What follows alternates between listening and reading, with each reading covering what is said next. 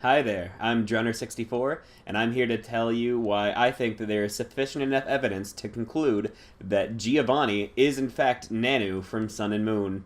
Now, I'm making this video because there's a few threads and things talking about whether Giovanni is Nanu, but there's no real YouTube videos addressing the subject, and it's really interesting because the new Sun and Moon trailer shows Giovanni and all the other bad guy leaders, and I'm assuming there's something along the lines of an homage. I don't think they're the real leaders of the evil organizations because I don't think that Pokemon could actually explain that in any way that made sense. So the original red flag that tipped me off to me thinking that Nanu was Giovanni was how close he was to Team Skull, how much he knew about them, really. Now, I realize that on its own isn't a lot of evidence to support that he's Giovanni, not at all, but that's what originally tipped me off that he knew more about evil organizations than he's letting on. Now, the second bit of information to lead me that Nanu is Giovanni is that whenever we see him in Sun and Moon, he is about the right age to be Giovanni. Because whenever we see Red and Blue in Sun and Moon, they've aged maybe about 10 years since Red and Blue, and that seems to be about what Giovanni would be. Now, what really made me think that Nanu is Giovanni is his team.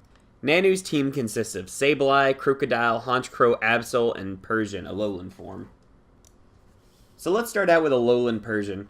Now, it is true that he's never had an Alolan Persian before. Persian tends to be the anime Giovanni's signature Pokemon, and he has used it in several of the games. We have also seen Giovanni use both Honchkrow and Crocodile in the games Pokemon Heart Gold and Soul Silver and Black 2 and White 2 respectively.